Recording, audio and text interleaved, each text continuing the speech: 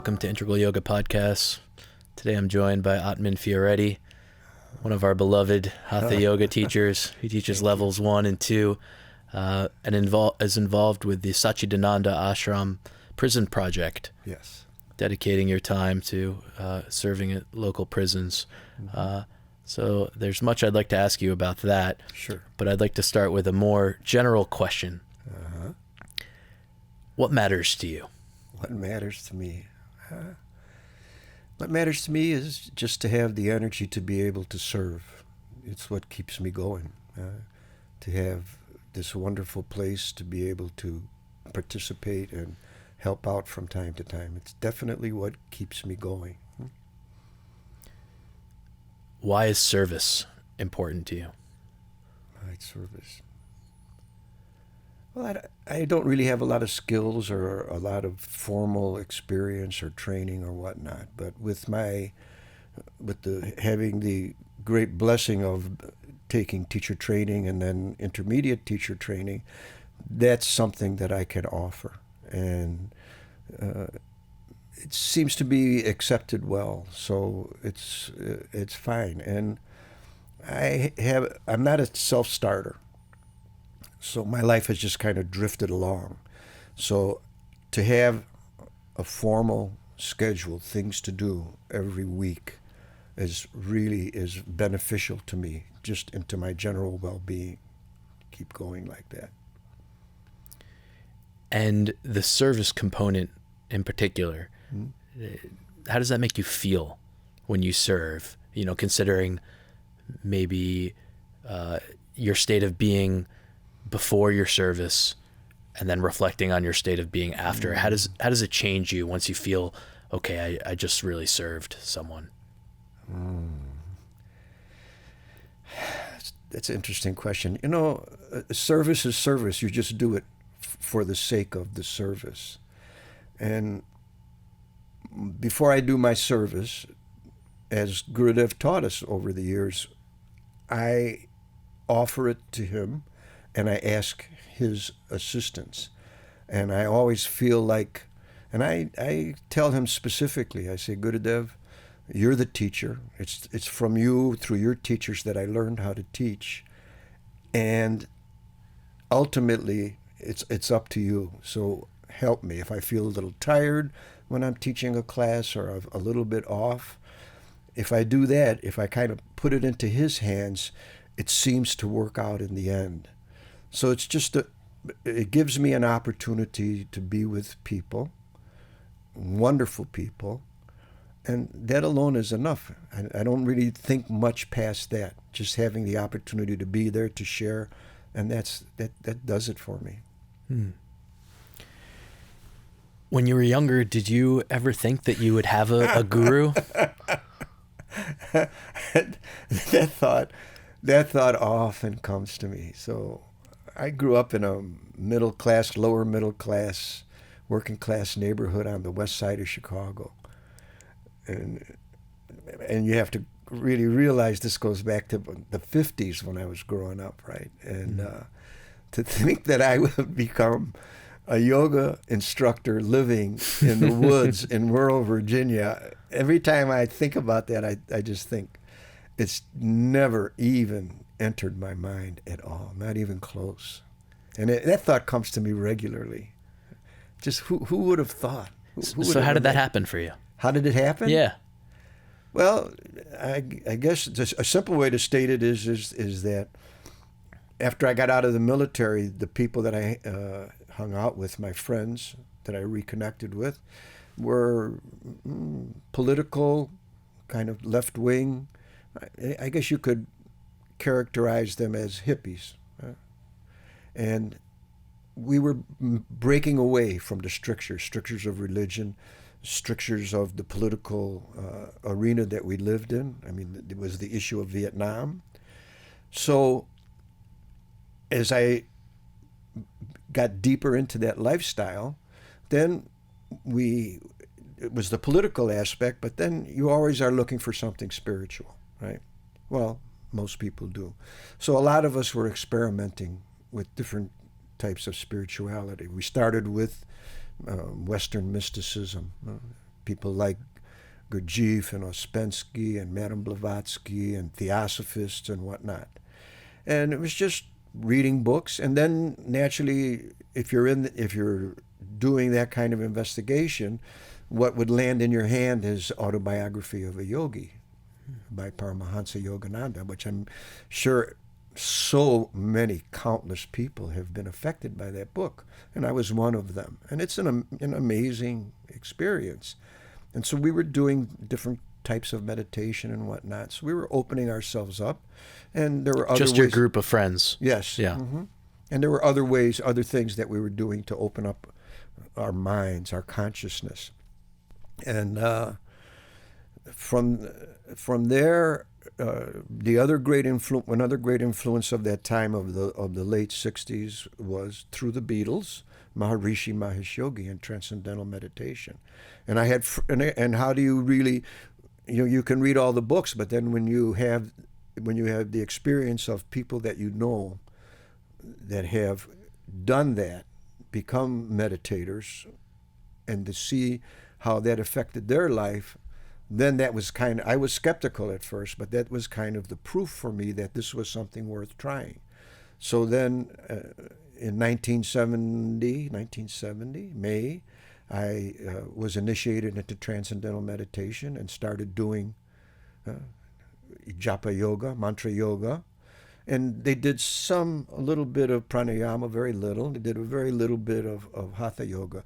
But I was living in San Francisco, and I was right down the street from Integral Yoga on Dolores Street at that time. And I was in that circle of people that were interested and involved in those kind of things. So very quickly I would occasionally take a class at Integral Yoga, which had, well, we know how the class goes, much more hatha yoga and much more deeper into the integral part of it. And then more and more, and then I would go to satsang from time to time, and then I became friendly with those people. And then around 1971, I got to meet Swami Satchidananda. And it's just an amazing experience to meet him. The contrast of having a retreat with Maharishi Mahesh Yogi, there was kind of like a hierarchy, and then there was kind of like it was nice. It was good. I don't want to say anything negative about it. It was fantastic. I learned so much from that. But there was this kind of separation, even though you could go up in the darshan line. There were hundreds. I went to what they called a residence course, which was a 1-month retreat, and there were 800 people there. So there'd be a darshan line, but that was it. There was a long line of people, and then there was a circle of people around him. And when I met Swami Satchidananda the first time, it was a benefit for Yogaville West, and we were in a restaurant, and he was sitting there at one of the tables, and just being his normal, joyous, happy, friendly, accepting self. So much so that after the meal, it was just natural to just go up and say, well, thank you. That was really, the food was good. We had a good time. Good luck with that. Well, and then he is, thank you for coming and whatnot. And it was just like, it's just like, whoa, this is really, there's something different here. And then in the course between 71 and 77, I was able to meet and speak with him 2 more times. And then in 77, I ended up living in an integral yoga teaching center in Chicago and became very close friends naturally with those people, where I was regular satsang and regular classes. And I was going to take a long trip, I called it a sabbatical. And I started it with a 10-day silent retreat that was put on in Detroit. And Gurudev came to the last weekend. So by then we had been meditating a week, and then we get to spend a weekend with him. So you can just imagine how powerful that was.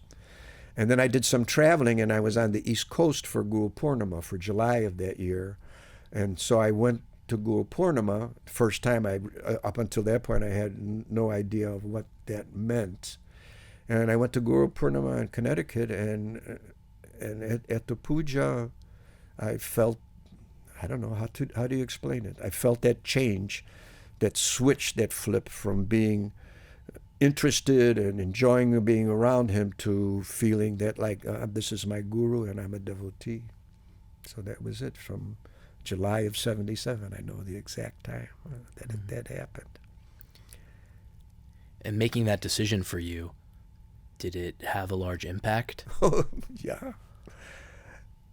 It's hard to think of it as a decision. It really wasn't a conscious thing. So just to take a step back, my upbringing was in Catholicism, and we made a break from those strictures, right? And at that point, my thought was I would never bend my knee to anyone or anything in the name of religion. It was just like there was no need to do any of that, right? And here was the Pada Puja and the Darshan line, and I didn't even think about it. I just got in the line, and when I got up to the front of the line, not only did I get down on my knees, but then I had my forehead on the floor and my hands on his feet. It wasn't as if I made a choice. It just was. It just happened, and that was it. And that was fine. And from that point on, then everything changed for the better. Can you describe that change a little bit more? Like when you say the better, like what was the difference there? Well, to really feel a part of that Sangha, of that spiritual family. I mean, anyone that I met through Integral Yoga, and like I told you, for a few months I actually lived in their center. And they're wonderful people, close friends, but then there's that different thing where you become, other than friends, then you become family. So it was real easy. Wherever I went, in my travels, whenever I was near an Integral Yoga center, I could go there. Usually there was a place for me to stay, a nice, calm, clean place to stay with really nice, clean, clear-minded people. It was just a nice change, huh? Rather than hanging out with some friends and crashing and whatnot. It was just being with your family, which was very important to me. So a calm, clean place to stay. Do prisoners have that from your experience? Or is it possible to feel that way about prison? Or are they just in a place where they don't have it? It's impossible.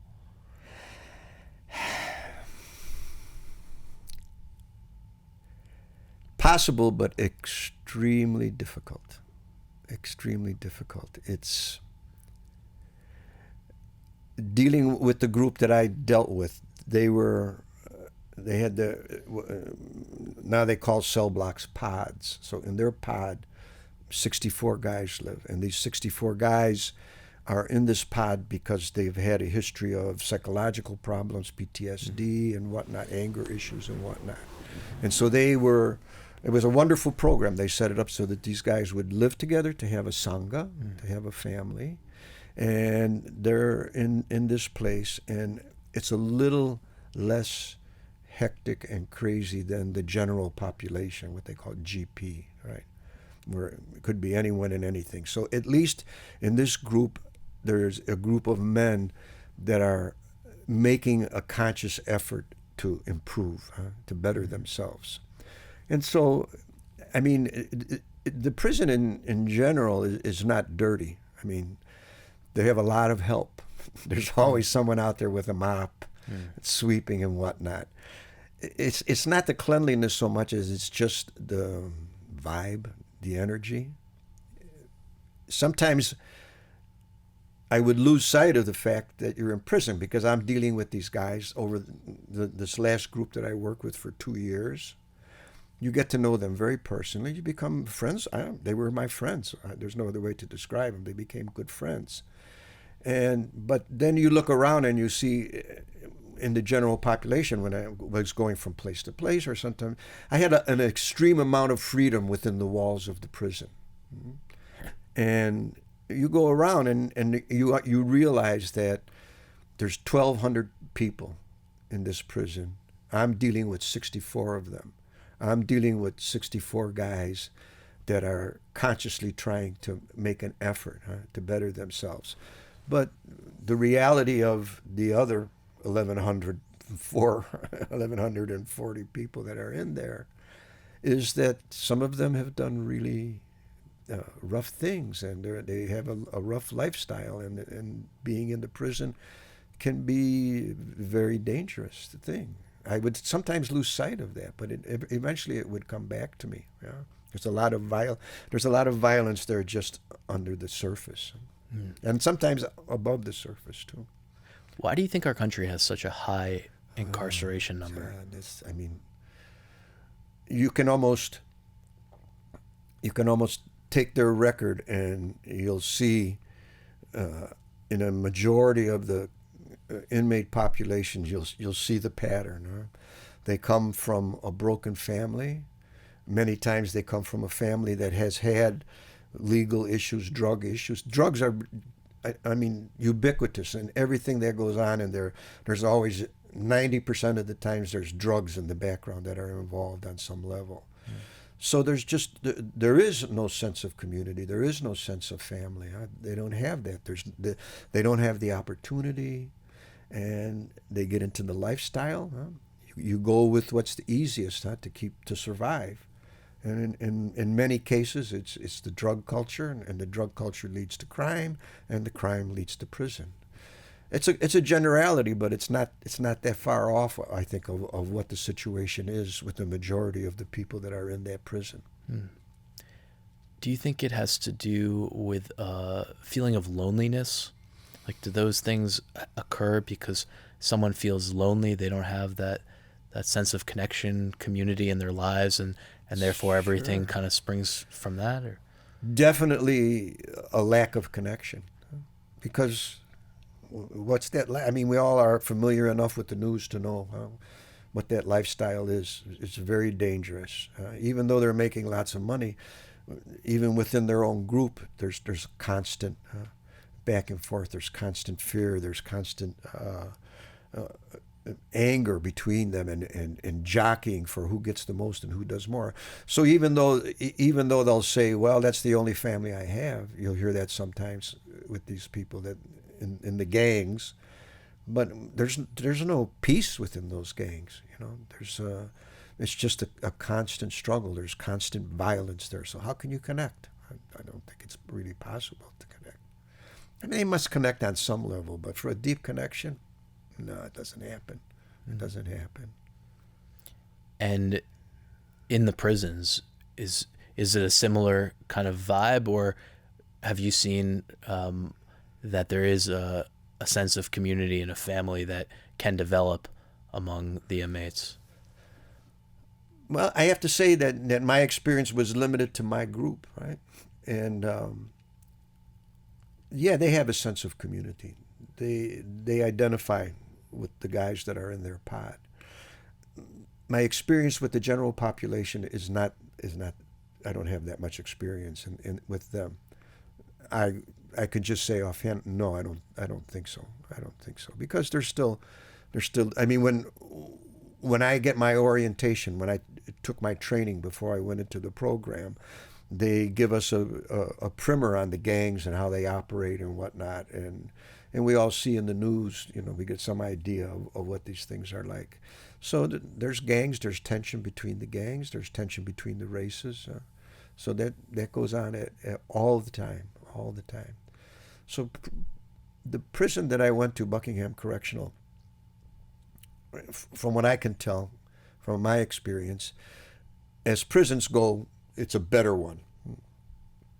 But it's prison, and prison by its nature is not pleasant. And in Virginia, we have a rating system of 1 to 5, minimum to maximum security. And Buckingham is a 4.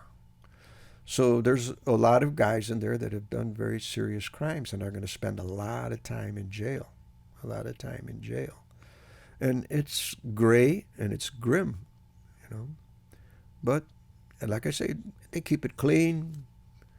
They have plenty of outdoor activity. They have a big gym. They have counseling. They have, probably for some of them for the first time, they have health care. Mm-hmm. So, yeah, but it's still prison. You come in, and once you clear security and you get in, you come to a point, and there's a red line painted on the walkway, and then there's stenciled into that is no offenders beyond this point. So even though they have a bit of freedom going in and out from their cell buildings to meals and whatnot, They come to the red line and they have to stop. If they don't stop at the red line, there's consequences. And that's how it is. No, your freedom is curtailed. Not pleasant. It's not a pleasant vibe. Have you thought much about just this process? Like, what is the goal of a prison, right? That's one of the things about the VDOC, Virginia Department of Corrections. In their statement, they say that we have to begin making prisons a healing environment.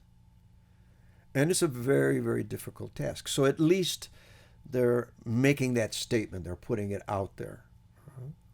And they mention a number of things. Is that they say that, and it's very positive thoughts. They say one of the things they said is that no inmate should leave prison without at least a GED, without a high school equivalency. So education is important. We know that's important. Another thing is that we have to have a better mechanism once they get out of dealing with them, helping them, halfway houses and whatnot, to make the transition. Because it's hard to imagine if you're locked up as fast as progress happens in our society nowadays. If you're locked away for 10 years, you have an idea of what's going on the outside.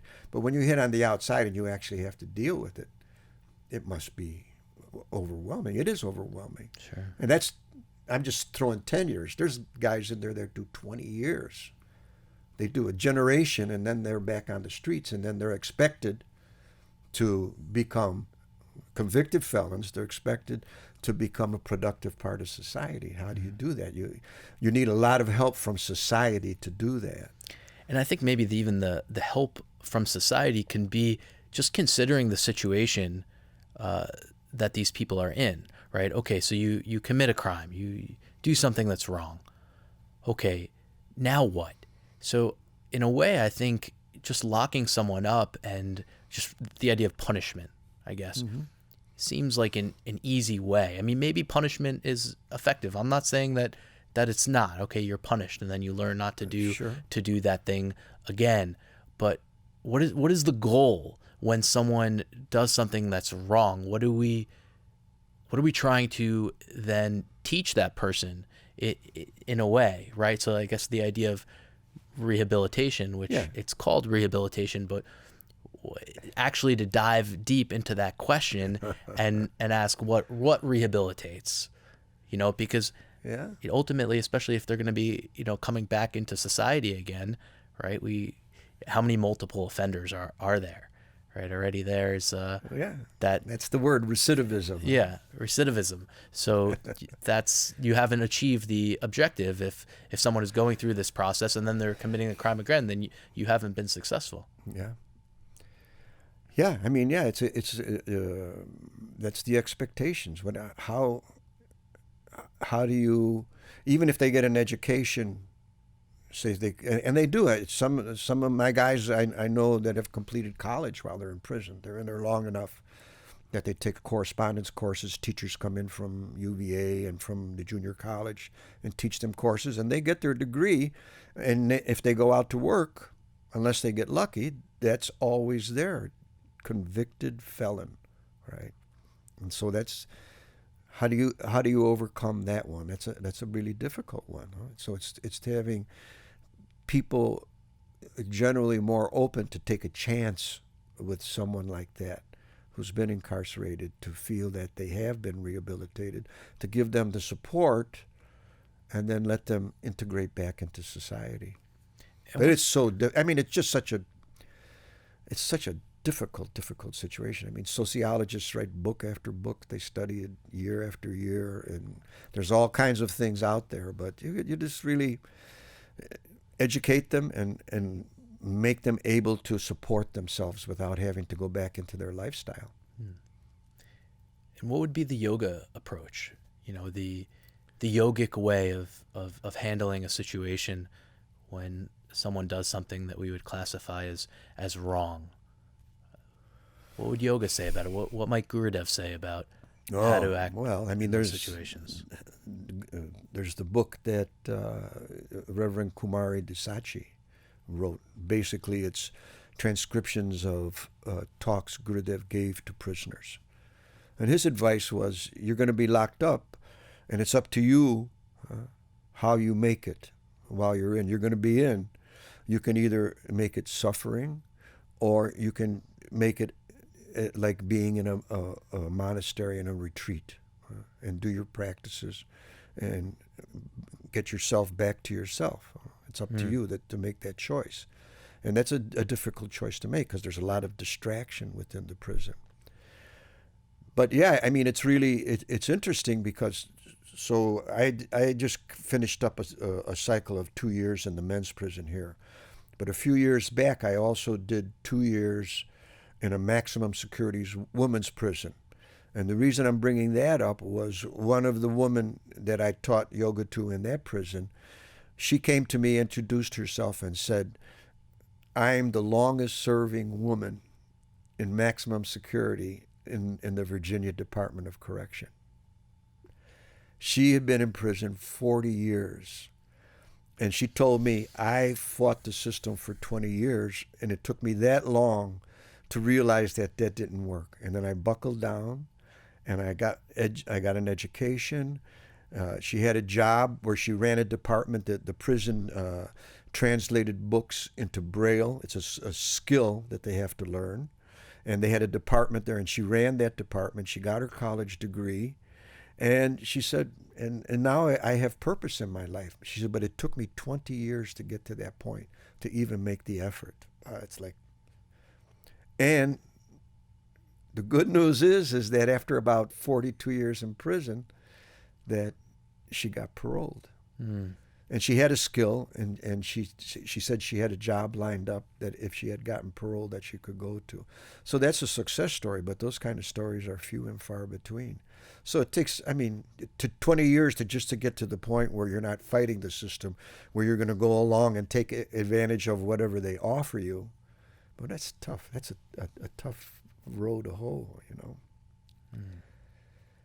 So yeah, that was that was another experience with the maximum security women's prison, but different than the men. You said something there about using the self to find the self, or that Gurudev recommended taking the time to find the self, right? Can you elaborate more on what does that mean to kind of use the self to find the self?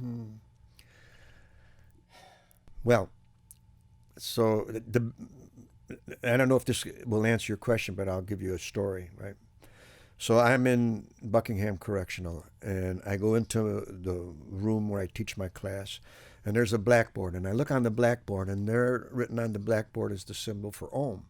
And under that is a quote from Guru Mai, who's the guru of Siddha Yoga.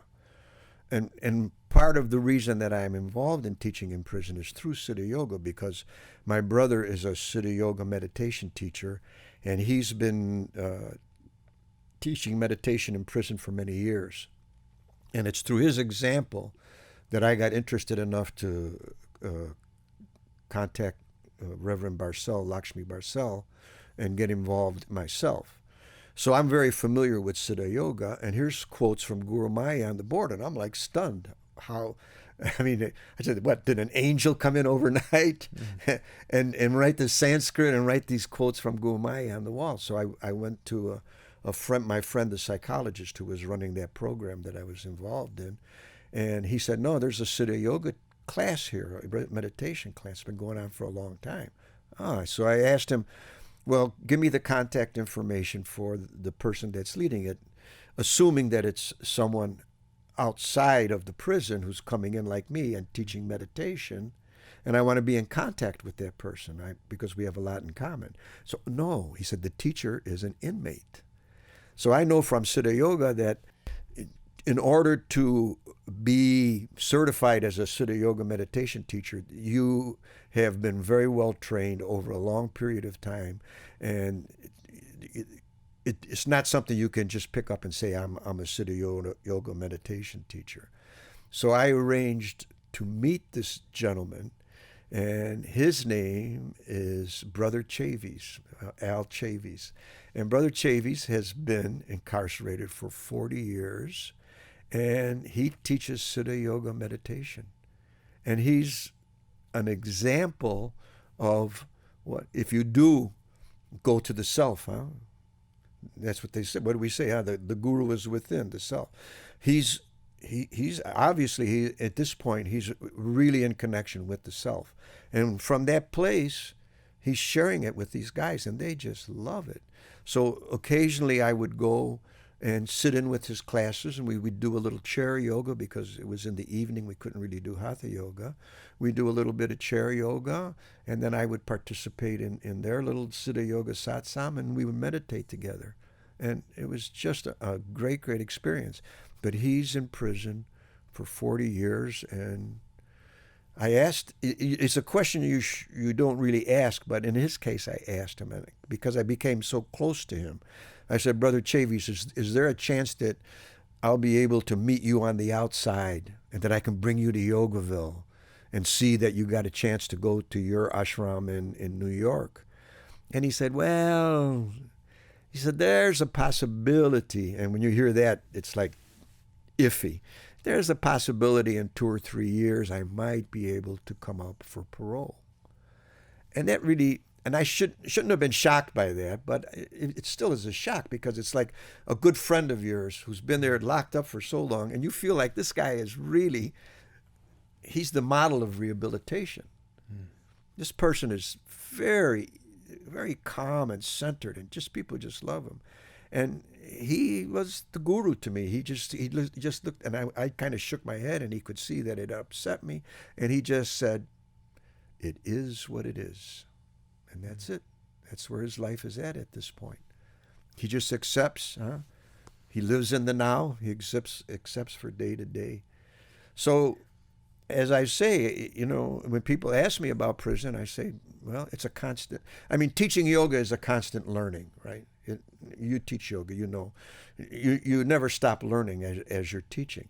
But teaching in the prison just brings another whole dimension to the things that you experience and the things that you learn. How you have to really take Master Shivananda's advice to adjust, adapt, accommodate all the time, because you deal with, I told you that these guys that I dealt with, they have PTSD, they have anger issues, they have psychological problems, and things pop up in the class, and you just have to deal with it. You have to be able to sit there and deal with it without getting upset or frightened. It's a trip. Mm-hmm. It's a trip. Have you seen that practicing yoga is really beneficial for these inmates? Yeah, without a doubt. Without a doubt, I took another training besides level 1 and level 2, stress management teacher training.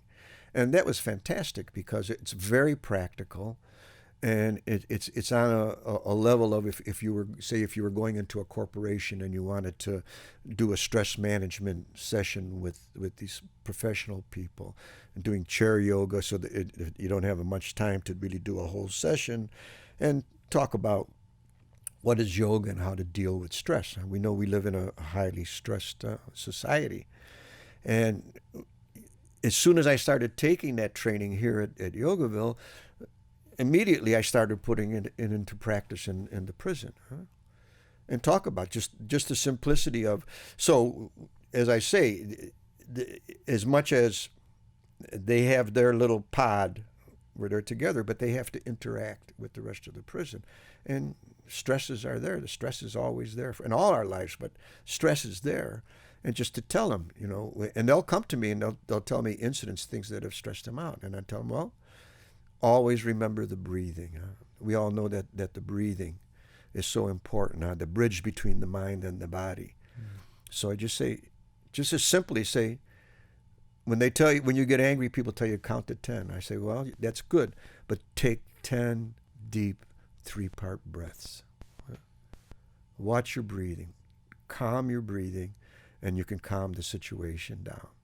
It's just on that level. It's just the teachings are just so practical and so effective. Yeah, And they'll come and tell me that. They'll too. They say, well, I went and I was on the phone with my son and we got into this big hullabaloo, and then I went and I calmed my breath and I talked to him later in the day, and my son said, how did you change in the last couple of hours? How come you're not so upset? So a little feedback like that is really important. Yeah, the practice had a concrete effect on these guys. It's and the ones, some of them have been doing it long before I came into the prison. Have been doing yoga, and it keeps them sane and it keeps them alive and it keeps them functioning good. Ironically, in a way, is prison an opportunity to live more in the now, to practice yoga, to become spiritual? Sure. Is it an opportunity to engage those types of things, whereas in the outside world, these individuals may never have taken that sort of path? No doubt. I mean, Brother Chavis is the perfect example. If he's been in prison 40 years, he did something bad to do that. And if he was in that lifestyle where he did something enough to get him that long a prison sentence, and now he's probably one of the most balanced people I know that I've ever met. You know, you just get that feeling. I mean, I'm not really in a position to judge, but yeah, I've been around enough people here at Yogaville who are calm and centered. And he's in prison for 40 years, and he's just as calm, just as centered, if not more so, than many of the people that I know here. So, yeah, he's his 40 years on the karmic level, they seem to have paid off for him. He's doing good. But then it's just my personal feeling that I just hate that he has to stay in that environment any longer. He has no more need of rehabilitation. On the other hand, you would hate to see him leave that environment, because then they're losing this center of energy that's in that they can learn from him, and just learn from him by experiencing who he is, right? But we'll see. You know, the decision of whether he gets in or gets out is on another level. Yeah, it must actually be really interesting for the other people in prison to see his example, and wonder what is he doing to be so calm. And he plays part of his satsang. He'll play tapes of Guru Mai, his guru. She's just a great soul. Well, you know, as best I can tell, she's a realized being. Her teachings are just very clear, like Gurudev, very clear, very straightforward. And every week he shares these with these guys, and then they do their mantra, Om Namah Shivaya. I worship the divine within, Om Namah Shivaya. And they all have. I don't have to ask them about when we talk about meditation. If I know that they're in Brother Chavi's class, I know that they have their mantra initiation. That they have. I don't have to talk about what are the different techniques. I just say, you have your mantra. Repeat your mantra. We'll just have a couple of minutes of silence to end the class. It's done. It's done. It's good. When you say realized being, what does that mean to you, to be a realized being? A person who's liberated in this lifetime. A person who has nothing else really to learn. They are accomplished. And again, my perception is clouded by my lack of consciousness, right? But my experience with Swami Satchidananda has always been this thing that we talk about, this samadhi, this bliss consciousness. It's always interesting on paper. It's always interesting to talk about and study. But once you interact with a person and you feel that this person is that samadhi, is that consciousness, then you can say, then it's worth any effort to put into it to get to that point, because it's real. It's not just a concept that's in a book or you heard in a class. This is a Jivan Mukta. This is a person who is liberated in the body. in the body. Yeah, is there a better way to learn than just to see an example? Is that the most powerful way that we learn? Is seeing an example of something that we can say, oh, I want to know what that's about, or that just resonates with us. I mean, there's a lot of ways to learn, but I mean, it was always, it's always good to quote the guru, huh? Because he always used to say, when people would say about social activism, the question would come up in satsang about, I'm trying to do whatever I can to make life better for the world, for the environment, and whatnot, and it's making me crazy. This question would come up regularly, and he would say, what you have to do is you have to start with yourself, right?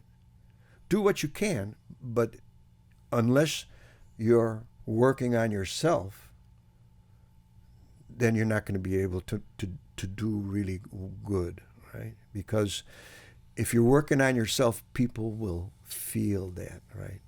And by your example, you're teaching already, right? And if you're confused all the time, or you're upset all the time and so worried about all these problems, it's difficult for you to get your ideas across. So yeah, just being that example. He would even say that to people when they graduated teacher training. He would say, you're all full of this zeal and this energy after 4 weeks, and you want to run out there and tell everybody in your family, all your friends, you need to start doing yoga every day, you need to start meditating every day. He said, what that'll do is with a lot of people, that'll put them off. Just live your life, do your practices, be calm, and people will sense that. And they'll come to you and they'll say, well, you went away to Virginia for 4 weeks and you're different. What happened? Then you can explain to them.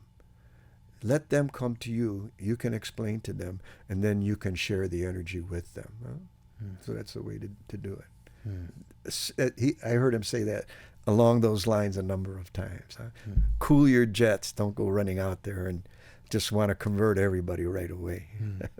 The challenge maybe sometimes is, it doesn't seem like it's enough, just to work on myself. Like, that's not enough. I need to do more. I need to do everything. But he didn't say that. Yeah. He said, do what you can. Yeah.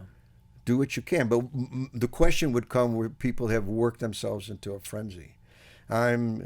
I'm going out and I'm marching for this and I'm marching for that, and I'm doing volunteer work here and I'm doing volunteer work here, and you just wear yourself to a frazzle, and you're not really effective at that level. Do what you can, but do your practices. Keep yourself centered, and that's the place to start. That's the place to start. Atman, thank you so much for your sharings today. Really enjoyed. It's a pleasure. It's a pleasure.